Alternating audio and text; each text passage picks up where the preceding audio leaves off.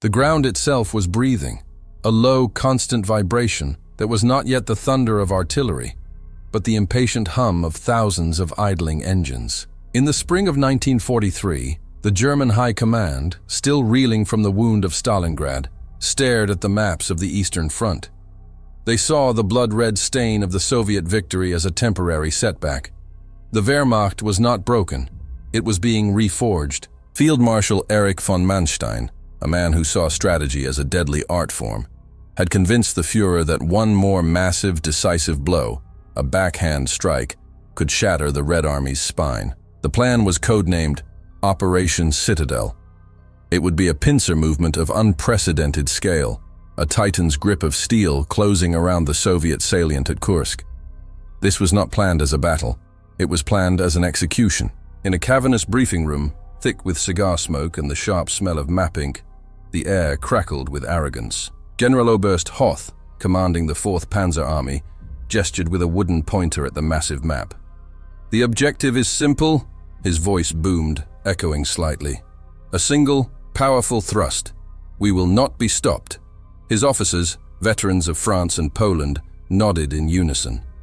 They were the Panzerwaffe, the most feared fighting force on the planet. This execution would be carried out by new gods of steel.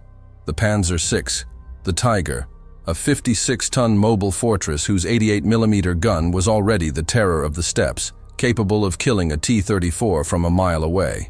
And the new Panther, the Panzer V, a 45-ton Predator, its sloped armor a direct and supposedly superior answer to the T-34.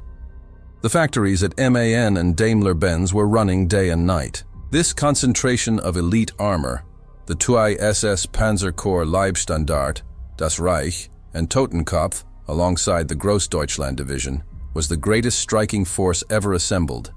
They would punch through the Soviet lines, meet in the middle, and trap over 1 million men. It was a perfect plan, drawn with meticulous Prussian precision.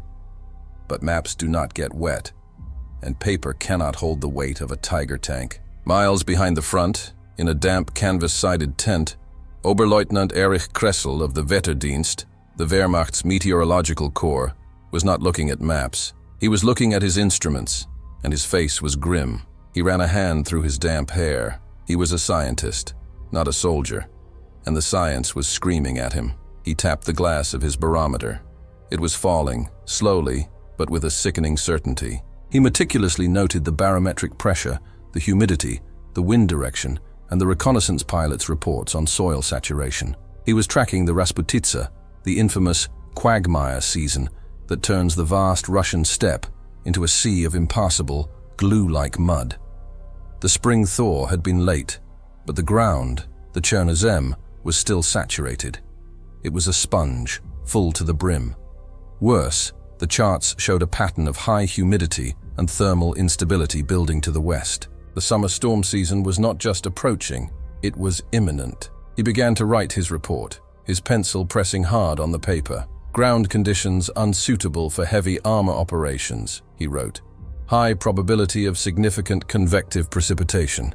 Chernozem soil will become impassable." He underlined the last word 3 times. The Chernozem, the Black Earth, was a geological anomaly. It was not mere dirt. It was a fine, silty loam, yards deep, the most fertile soil on Earth. When dry, it was a fine, choking dust that fouled engines. But when wet, it transformed. It became a thick, viscous, nightmarish clay. It didn't just get slick, it clung. It packed into road wheels, it seized drive sprockets, it acted like liquid concrete. A man could lose his boots in it. A 60-ton tank could be swallowed whole. He sent the dispatch to high command. It was one of many. The generals, in their polished boots, saw the reports. Field Marshal Model, commanding the northern pincer, was nervous. He argued for a delay, not because of Kressel's weather report, but because he needed more of the new Panthers. The production lines were slow, the engines prone to catching fire. Field Marshal von Manstein, in the south, argued the opposite. He wanted to strike now, in May, before the Soviets could dig in and before the summer rains began. But Hitler, obsessed with his new technological marvels, sided with Model. He wanted to attack with overwhelming, wonder weapon strength. The attack was pushed from May to June, then from June to July. Oberleutnant Kressel watched his charts in cold horror. Every day of delay wasn't allowing the ground to dry. It was pushing the operation directly into the teeth of the summer thunderstorm season. The generals, focused on their tank quotas, were ignoring the sky. They believed that 60 tons of Krupp steel could defy the laws of physics. They believed their will could hold back the rain. Meanwhile, in the Soviet headquarters, the Stavka, Marshal Zhukov was also reading reports. He was reading his own meteorologists' forecasts, which mirrored Kressel's. He was also, through partisan intercepts and the Lucy spy ring, reading the German ones. He knew his homeland.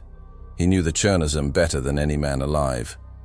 And he knew, from his spies, that the Germans were delaying, waiting for more tanks. A rare, grim smile touched his lips. Every single day, Hitler waited for another Panther to roll off the assembly line. Zhukov's men buried another 10,000 anti-tank mines. He didn't just build trenches, he built a fortress. He was creating a new form of warfare.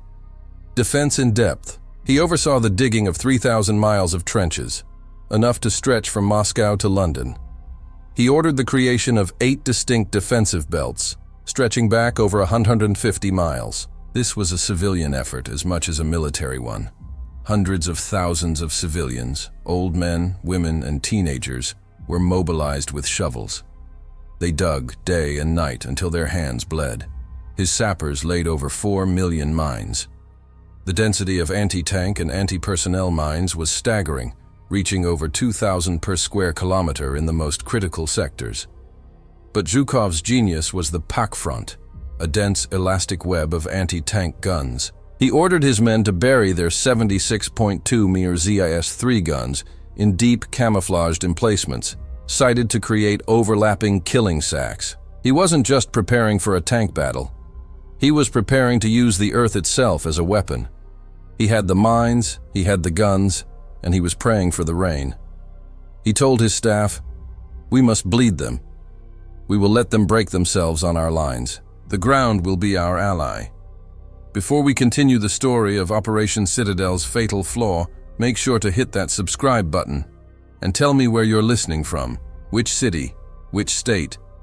I'm curious to know who's brave enough to discover what happened to the 300 tanks that never fired a shot in their final battle. At 02:30 on July 5, 1943, the Soviets, tipped off by deserters and reconnaissance, unleashed a preemptive artillery barrage. At 03:30, the Germans answered. The earth erupted. Thousands of German artillery pieces and Navalwerfer rockets opened fire, a rolling, screaming thunder that announced the start of Operation Citadel. The Panzer Grenadiers advanced, and the Panzers surged forward, steel behemoths emerging from the smoke. Inside a brand new Panther of the Grossdeutschland division, a young gunner named Karl strained his eyes against his periscope. He was 19. He was, he believed, invincible, encased in 45 tons of the world's best steel. The tank lurched forward, crushing a small tree.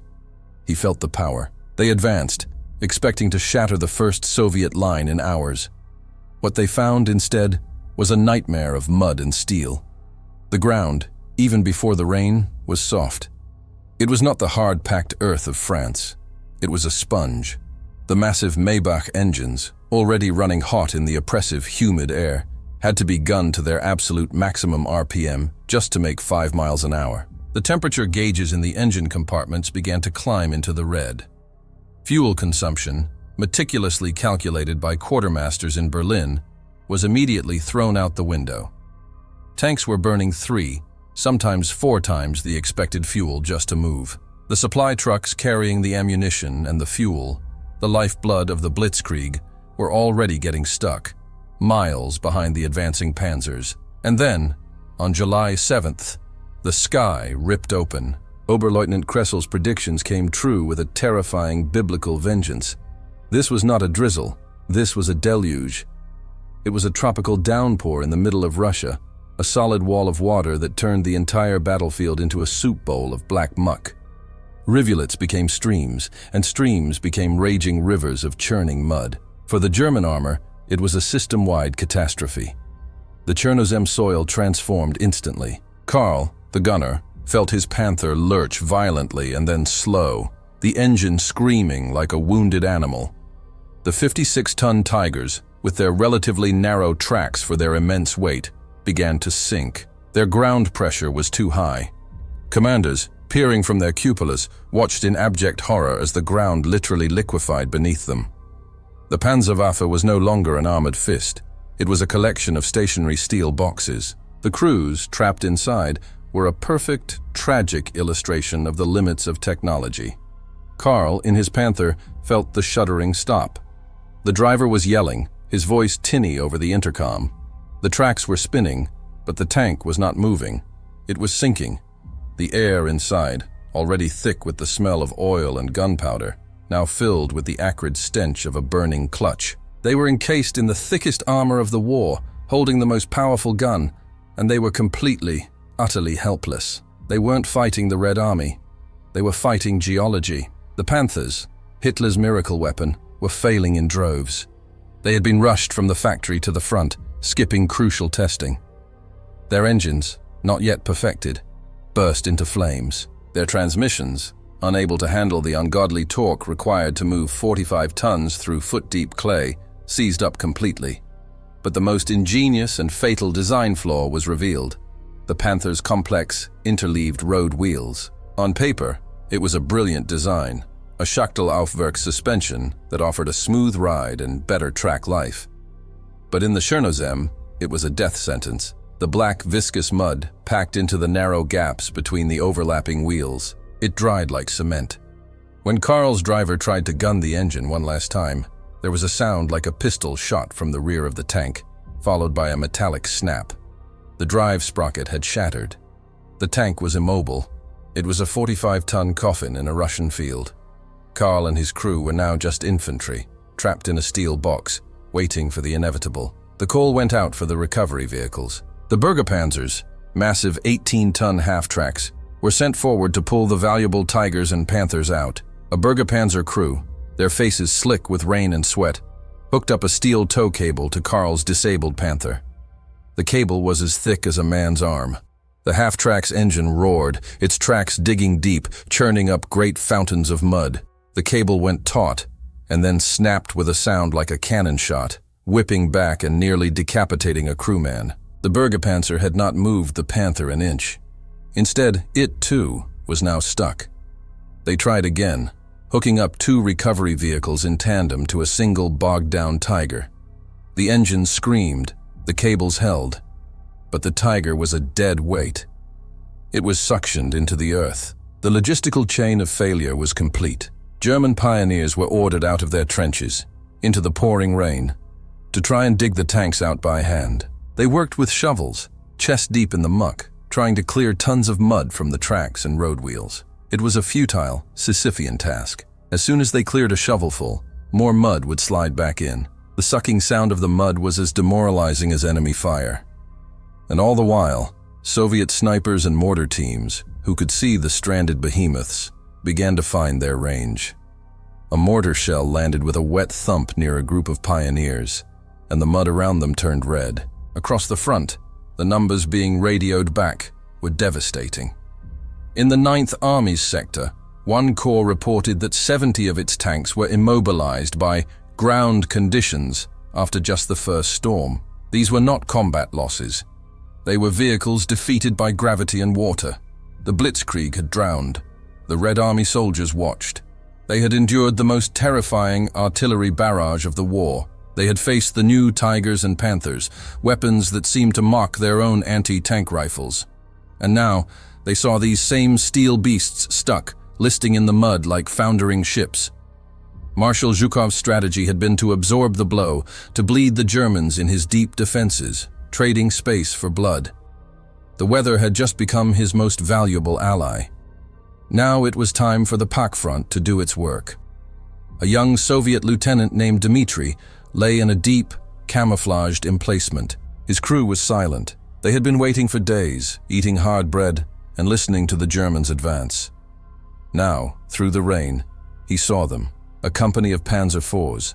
their commanders forcing them onto a narrow, slightly raised dirt track, the only passable ground. They were in a perfect column. They were being funneled directly into Dmitri's pre-sighted killing sack. He let the first tank pass, and the second. He waited until 3 of them were in the trap. "Fire," he whispered. It wasn't a duel.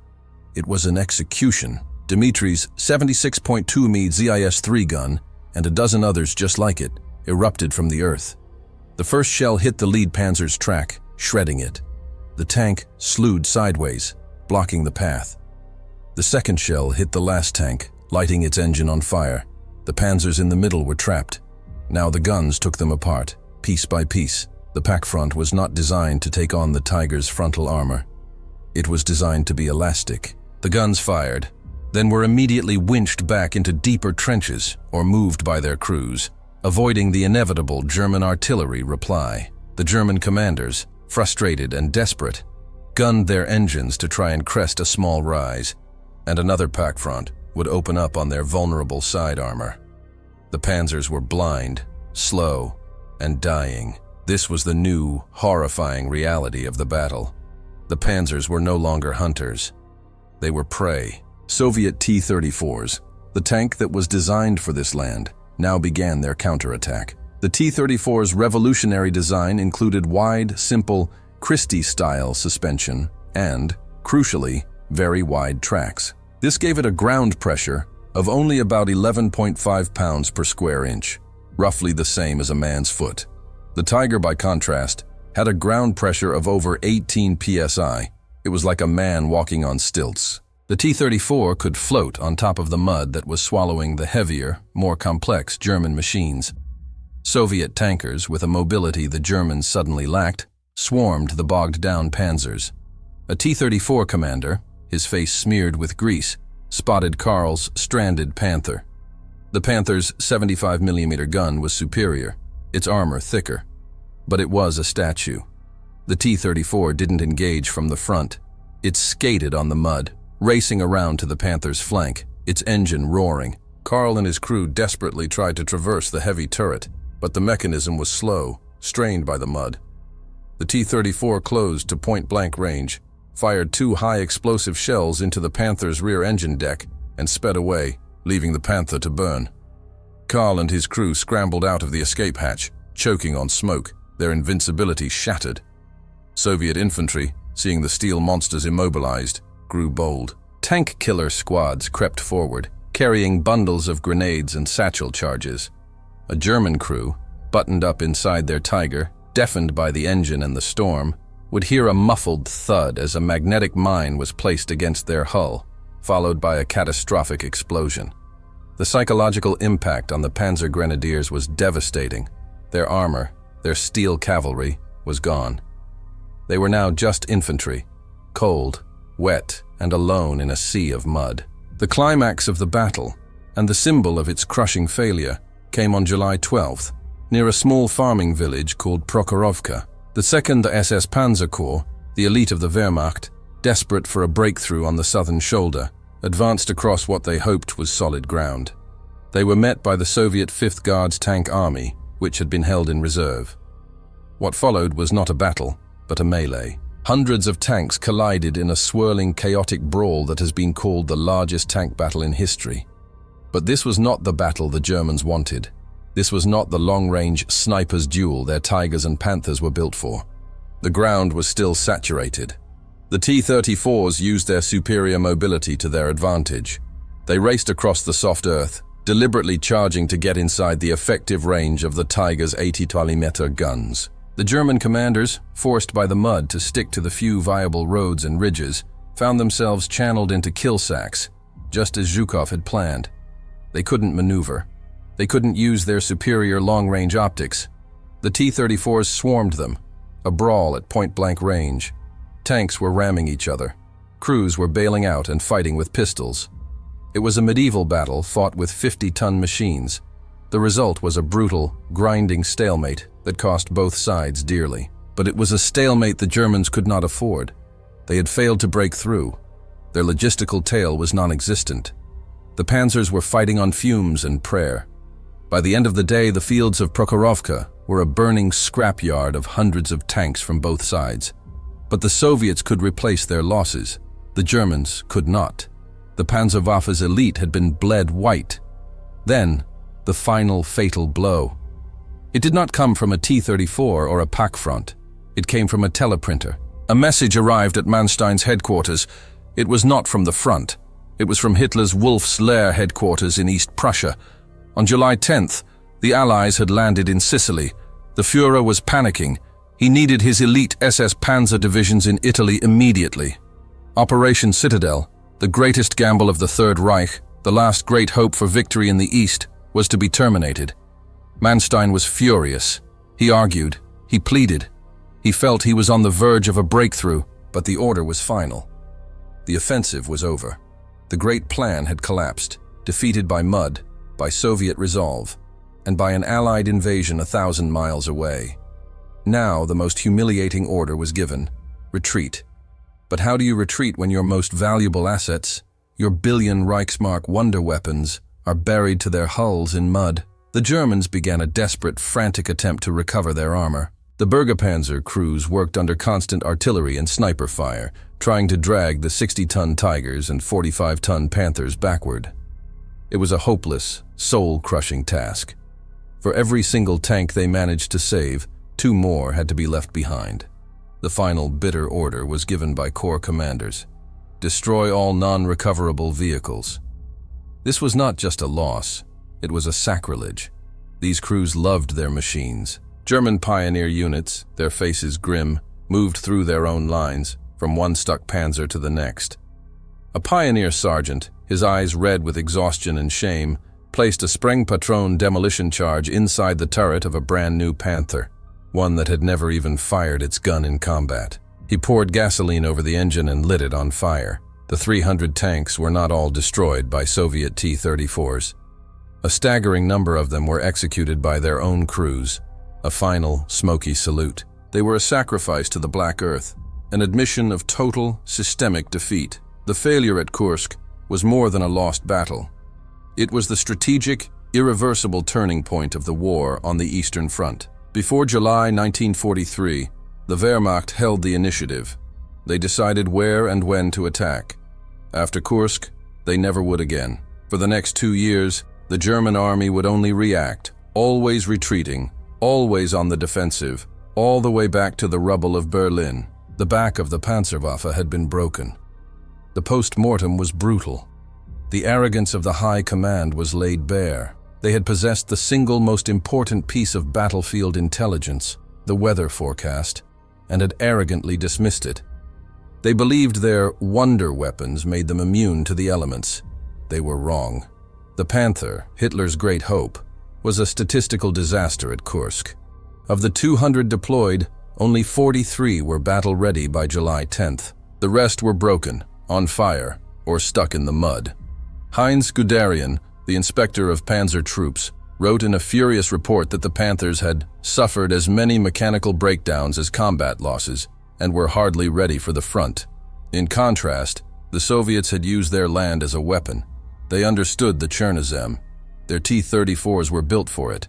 Their defensive plans counted on the Germans getting bogged down.